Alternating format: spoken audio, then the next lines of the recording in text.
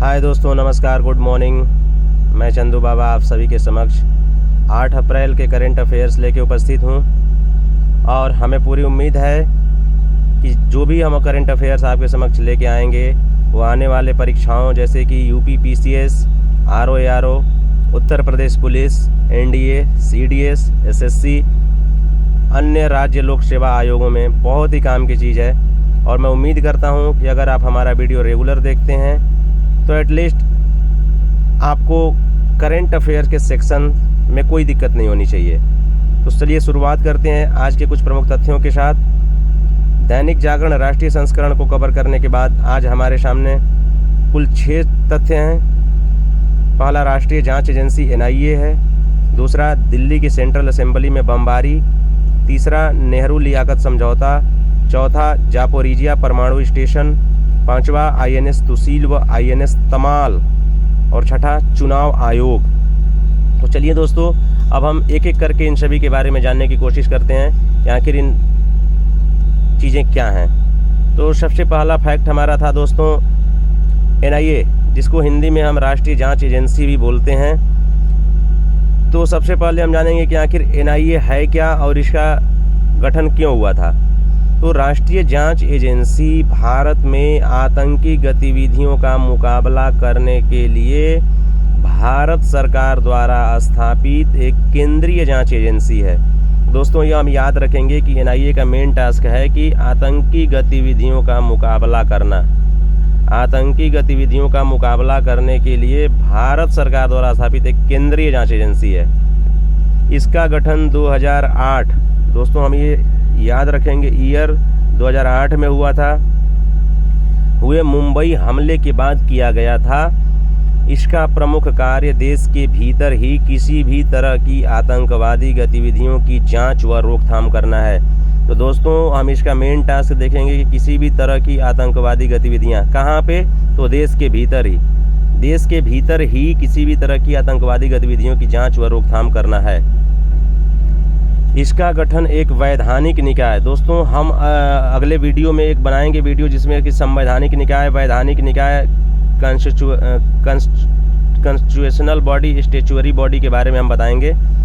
तो अभी फ़िलहाल इतना ही जानिए कि एक वैधानिक निकाय है और 2008 में किया गया था। ठीक है दोस्तों, उसके बाद हम एनआईए के मुख्यालय के बारे में जानने की कोशिश करेंगे कि एनआईए का मुख्यालय आखिर है कहाँ। तो हम नई दिल्ली, एनआईए का जो मुख्यालय है वो नई दिल्ली में है। ये फैक्ट हम याद रखेंगे। दोस्तों, एनआईए संशोधन विधेयक 2019, एनआईए विधेयक था 2008, उसको 2019 में संशोधन किया गया और एनआईए के क्षेत्राधिकार में भी बढ़ोतरी की गई। और उसके बाद उसके क्षेत्राधिकार में जब बढ़ोतरी की गई तो और कौन कौन से क्षेत्राधिकार दिए गए हम ये देखेंगे। पहला है मानव तस्करी, उसके बाद जाली मुद्रा व बैंक नोटों से संबंधित अपराध। अगर हमारे पास जाली मुद्रा व बैंक नोटों से कोई संबंधित अपराध है तो उसकी जांच एनआईए करेगी। उसके बाद प्रतिबंधित हथियारों का निर्माण या बिक्री, ये हम देखेंगे। जो भी हमारे बैंड वेपन्स हैं, band weapons by government of India, अगर उसका निर्माण या बिक्री कर रहे हैं तो उसमें भी एनआईए इन्वेस्टिगेशन करेगी। उसके बाद साइबर आतंकवाद, साइबर क्राइम हम जिसको बोलते हैं, साइबर क्राइम, उसकी भी जांच, अगर कोई सस्पिशियस एक्टिविटी हो रही है तो उसकी जांच एनआईए ही करेगी। उसके बाद विस्फोटक पदार्थ अधिनियम 1908 के तहत कोई भी अपराध हुआ है तो वो एनआईए के दायरे में आएगा। तो दोस्तों, इस तरह से हम देखें कि एनआईए क्या है, इसका गठन कब हुआ था, इसका हेडक्वार्टर कहाँ है, और जब इसका अमेंडमेंट हुआ, संशोधन हुआ 2019 में, तो इसको कौन कौन से क्षेत्राधिकार और दिए गए। दोस्तों, अब आगे बढ़ते हैं कि दिल्ली की सेंट्रल असेंबली में बमबारी।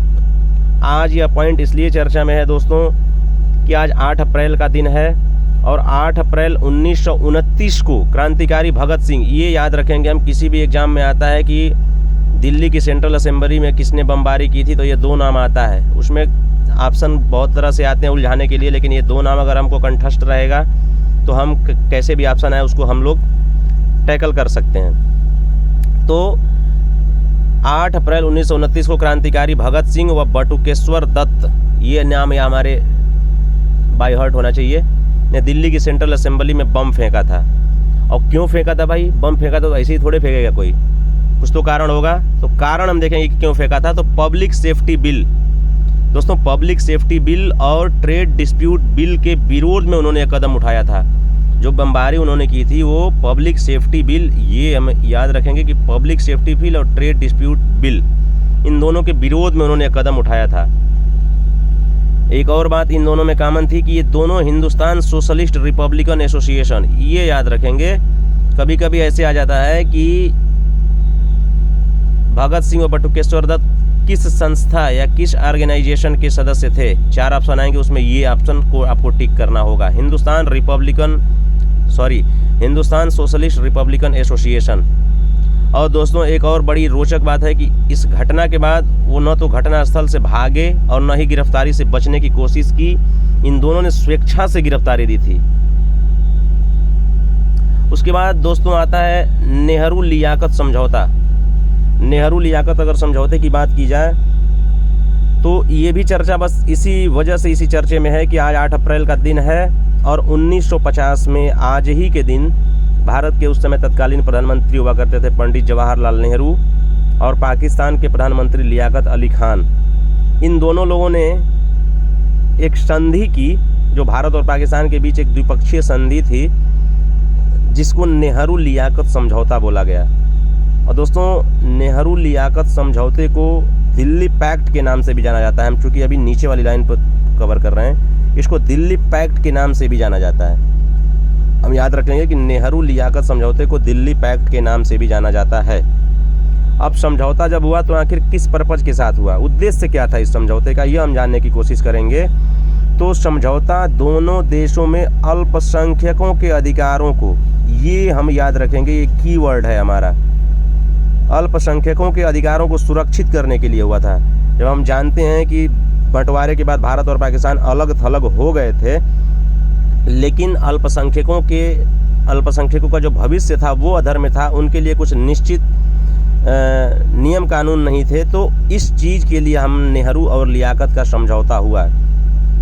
अब इस समझौते की कुछ शर्तें थी, कुछ शर्तें निम्न थीं, उसको हम जानेंगे कि शरणार्थी अपनी संपत्ति का निपटान करने के लिए भारत पाकिस्तान आ जा सकते थे। अब हम ये देखेंगे कि जो भी शरणार्थी थे जो भारत से पाकिस्तान चले गए थे या पाकिस्तान से भारत में आ गए थे जब बंटवारे के समय, तो हम यह देखेंगे कि अगर उनकी संपत्ति का मान लीजिए वो इंडिया में है और पाकिस्तान चला गया, या पाकिस्तान में था इंडिया आ गया, तो उसकी संपत्ति तो होगी ना दूसरे कंट्री में, तो उसको डिस्पोज करने के लिए, उसका निपटान करने के लिए वो भारत पाकिस्तान आ जा सकते थे। इसके लिए उन्हें छूट मिली। दूसरा क्या था शर्त, कि अपहरण की गई महिलाएं और लूटी गई संपत्ति को वापस करना था। ठीक है, जो भी अपहृत महिलाएं थीं, जिसको हम बोलते हैं ना अपहरण की गई महिलाएं, और जो भी लूटी गई संपत्ति थी उसको पुनः वापस करना था। और तीसरा ये था शर्त कि दोनों देशों ने अपने अपने अल्पसंख्यक आयोग गठित किए। अल्पसंख्यकों के हितों के लिए दोनों देशों ने इस समझौते के अनुसार अपने अपने लिए अल्पसंख्यक आयोग भी गठित किए। तो दोस्तों अब आगे बढ़ते हैं। हमने ये जाना नेहरू लियाकत समझौते के बारे में। उसके बाद आता है अगला हमारा बहुत ही इम्पोर्टेंट क्वेश्चन है। एक हर बार ये स्टेट पीसीएस में ज़रूर पूछा जाता है, कहीं से ना कहीं से कुछ उठा के दे देता है कि ये परमाणु स्टेशन कहाँ पे है, या ये परमाणु स्टेशन यूरोप का सबसे बड़ा परमाणु स्टेशन, ऐसे करके क्वेश्चन बनते हैं। तो हम सबसे पहले जानेंगे कि जापोरिजिया परमाणु स्टेशन। दोस्तों नाम थोड़ा सा अलग है, चूँकि ये फॉरेन नेम है, इसलिए हमको याद तो करना ही पड़ेगा, चूँकि अगर एग्ज़ाम हमको क्लियर करना है। चर्चा में पहले क्यों है हम ये देखेंगे कि हाल ही में यूक्रेन ने रूसी नियंत्रित जापोरिजिया परमाणु स्टेशन पर हमला किया है। ठीक है, हमको पता है कि 2022 से रूस और यूक्रेन आपस में युद्ध कर रहे हैं। कभी रूस यूक्रेन पे बमबारी करता है, मिसाइलें गिराता है, तो कभी यूक्रेन रूस पे, लगातार युद्ध चलता ही रहा है। उसके बाद हम जानेंगे कि जापोरिजिया परमाणु स्टेशन है कहाँ या इसकी विशेषताएं क्या हैं। तो सबसे पहले हम देखेंगे कि यह यूरोप का सबसे बड़ा ऊर्जा संयंत्र है। किस चीज़ का है भैया? यूरोप का।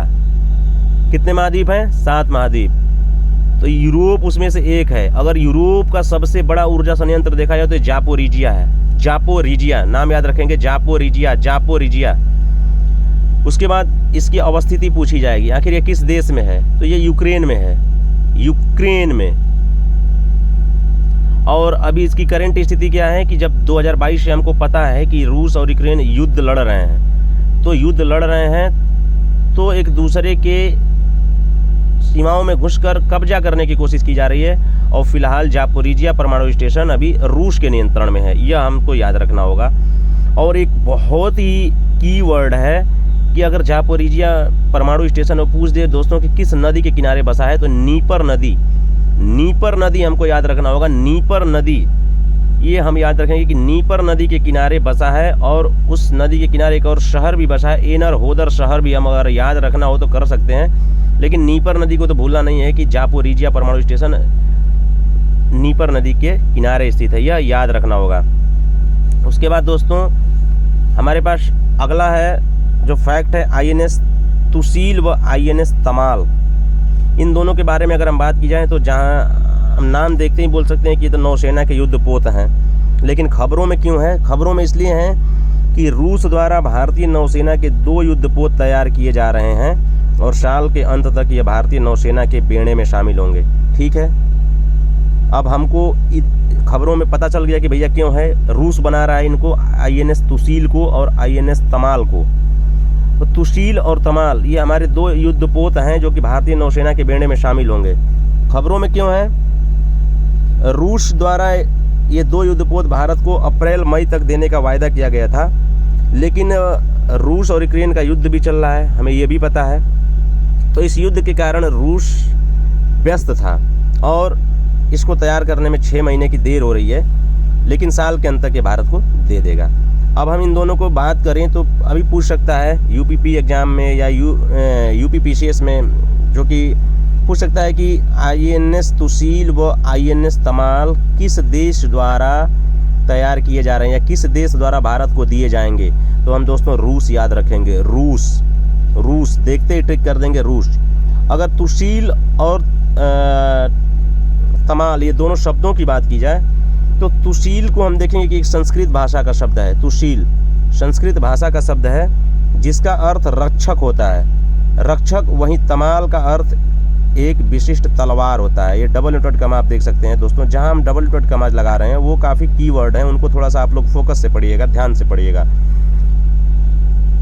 इन जहाज़ों में, इन युद्धपोतों की खास विशेषता यह है कि इसमें कम रडार और पानी के नीचे शोर संकेतों के संदर्भ में चुपके तकनीक की सुविधा है। चुपके तकनीक का मतलब क्या होता है कि साइलेंस टेक्निक, आवाज़ भी न आए, होता है ना गुपचुप तरीके से, तो वो चुपके तकनीक, साइलेंस टेक्निक की भी सुविधा है। तो दोस्तों ये रहा हमारा INS तुसील व INS तमाल, जो कि रूस द्वारा तैयार किया जा रहा है, साल के अंत तक भारत को दे दिया जाएगा। और चलते चलते दोस्तों आज का अंतिम टॉपिक जो है बहुत ही महत्वपूर्ण टॉपिक है, चुनाव आयोग। चुनाव आयोग के टॉपिक से तो हर एग्ज़ाम में क्वेश्चन आते ही आते हैं, चाहे वो UP पुलिस का एग्ज़ाम हो, UPPCS का एग्ज़ाम हो, UPSC का एग्ज़ाम हो, थोड़ा सा घुमा के देता है। क्वेश्चन वही रहेगा, बेसिक वही रहेंगी, लेकिन 3-4 पॉइंट देके उसमें से पूछ देगा कितने सही हैं, कितने गलत हैं, या कौन कौन सही है, कौन सही नहीं है, ऐसे पूछता है। तो चलिए हम चुनाव आयोग पहले देखेंगे चर्चा में क्यों है। तो देश में जारी आम चुनावों के कारण चुनाव आयोग ने सभी पार्टियों से आदर्श आचार संहिता के पालन हेतु अनुरोध किया है। ठीक है, अभी हम जानते हैं कि देश में आम चुनावों की घोषणा हो चुकी है। 19 अप्रैल से पहले फेज की वोटिंग भी होगी, जिसके लिए नामांकन और नाम वापसी का काम भी हो चुका है। तो चुनाव आयोग ने सभी पार्टियों को हिदायत दी है, रिक्वेस्ट किया है, हिदायत दी है, वार्निंग दी है कि भैया आप लोग आचार संहिता जो है ना, जब चुनाव आयोग चुनावों की घोषणा करता है उसी दिन से आचार संहिता लग जाती है देश में, तो उसके नियम व कानूनों के दायरे में रहकर ही आपको चुनाव प्रचार करना है। किसी से रंगदारी नहीं करनी है, पैसा रुपया नहीं खर्च करना है, मुर्गा दारू वाला काम नहीं करना है। तो इसलिए आदर्श आचार संहिता, कुछ नियम कानून होते हैं। सार्वजनिक अगर सभाएं कर रहे हैं तो उसके लिए प्रशासन को अनुमति होनी चाहिए, एटलीस्ट इन्फॉर्मेशन तो होनी चाहिए कि हाँ हम यहाँ जनसभाएं कर रहे हैं। तो उसके लिए चुनाव आयोग ने हिदायत दी है सभी पार्टियों को।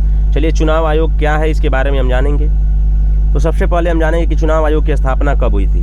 तो चुनाव आयोग की स्थापना 25 जनवरी 1950, दोस्तों ये डेट याद रखेंगे। और ये डेट इसलिए भी महत्वपूर्ण है कि 25 जनवरी को हम प्रत्येक वर्ष राष्ट्रीय मतदाता दिवस मनाते हैं। इन्हीं चुनाव आयोग के गठन के वर्षगांठ के अवसर पे हम बोल सकते हैं कि राष्ट्रीय मतदाता दिवस भी मनाते हैं हर 25 जनवरी को।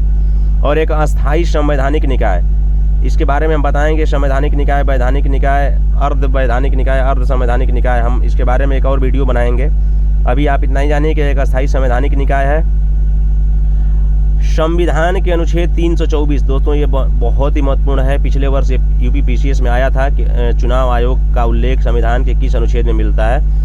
तो अनुच्छेद 324 में चुनाव आयोग का उल्लेख है, ठीक है दोस्तों।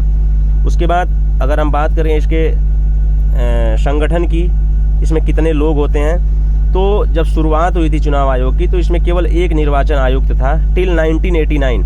यहाँ हम एक चीज़ मेंशन करेंगे, यहाँ इसमें लिखा नहीं है लेकिन मैं इसको मेंशन करना चाहूँगा कि प्रारंभ में एक मुख्य चुनाव आयुक्त हुआ करते थे टिल 1989, 1989 तक।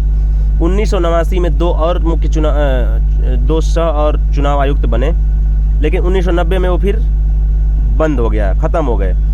लेकिन 1993 से लगातार एक निर्वाचन आयुक्त और वो एक मुख्य निर्वाचन आयुक्त, ये याद रखेंगे। अभी अरोड़ा साहब हैं हमारे मुख्य निर्वाचन आयुक्त करंट में, और 2 निर्वाचन आयुक्त, ठीक है। तो इसको हम देखेंगे 93 से प्रचलन में आया और लगातार चलता आ रहा है। एक निर्वाचन आयुक्त और एक मुख्य निर्वाचन आयुक्त और 2 निर्वाचन आयुक्त, और तीनों की शक्तियाँ बराबर हैं दोस्तों। इसमें कभी किसी कन्फ्यूजन में मत रहिएगा। कहीं कहीं ये भी पूछ देता है कि कौन ज़्यादा शक्तिशाली है, मुख्य निर्वाचन आयुक्त या 2 अन्य निर्वाचन आयुक्त। दोनों बराबर शक्तिशाली हैं, बस वो एक को मुख्य बना दिया गया और 2 उसके सहायक हैं। अब अगर बात की जाए इनके नियुक्ति की, तो इनकी नियुक्ति कौन करता है आखिर? तो जो भी भारत के मुख्य निर्वाचन आयुक्त हैं व 2 अन्य निर्वाचन आयुक्त होते हैं, उनकी नियुक्ति भारत के राष्ट्रपति द्वारा, ये दोस्तों याद रखेंगे, भारत के राष्ट्रपति द्वारा की जाती है। और इसका हेडक्वार्टर, अगर चुनाव आयोग, निर्वाचन आयोग दोनों सेम है, इसमें कहीं कन्फ्यूजन में मत रहिएगा। चुनाव आयोग का जो मुख्यालय है दोस्तों वो है नई दिल्ली में। इसको हम याद कर लेंगे, दिमाग में बिठा लेंगे कि इसका आयोग का जो मुख्यालय वो नई दिल्ली में है। अगर चुनाव आयुक्तों का कार्यकाल देखा जाए, टेन्योर कितना होता है एक चुनाव आयुक्त का, तो टेन्योर होता है 6 साल। दोस्तों कहीं कहीं 5 साल लिख के कन्फ्यूजन में डाल देता है, लोग भी कन्फ्यूजन में ही रहते हैं, लेकिन ये कन्फ्यूजन को दूर करिए। चुनाव आयुक्तों का जो टेन्योर होता है, कार्यकाल होता है, वो 6 साल होता है या 65 साल। उनकी टोटल उम्र 65 साल, जो भी पहले हो, ये ध्यान रखिए, जो भी पहले हो तक होती है।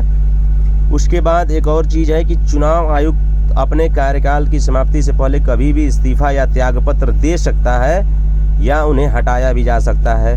और हटाएगा कौन और प्रक्रिया क्या है? तो जिस तरह से हम अपने माननीय उच्चतम न्यायालय के न्यायाधीशों को हटाने की प्रक्रिया है, वही प्रक्रिया है चुनाव आयुक्तों को हटाने की। तो दोस्तों हमें उम्मीद है कि आप सभी को हमारा आज का वीडियो पसंद आया होगा, आज हमारा करंट अफेयर्स पसंद आया होगा, और हम कोशिश करेंगे कि डे बाय डे आपको ऐसे ही करंट अफेयर से अवगत कराते रहें, कुछ फैक्ट से अवगत कराते रहें, ताकि आपको आने वाले परीक्षाओं में एटलीस्ट करंट अफेयर के सेक्शन से कोई दिक्कत नहीं होगी। और हमें उम्मीद है कि आप सभी के प्यार दुलार आशीर्वाद से हम यह कर पाने में सक्षम होंगे, और आने वाले परीक्षाओं में हम उम्मीद करते हैं कि हमारे करंट अफेयर सेक्शन से ज़्यादा क्वेश्चन कवर हों, ताकि आपको भी यह सदुपयोग हो समय का कि हाँ हमने किसी का वीडियो देखा था और यह परीक्षाओं में काफ़ी काम आया। चलिए दोस्तों, मिलते हैं अगले वीडियो में। तब तक के लिए धन्यवाद। पढ़ते रहिए, लगे रहिए अपने लक्ष्य की प्राप्ति में। उठो, जागो और तब तक न रुको जब तक कि लक्ष्य की प्राप्ति न हो।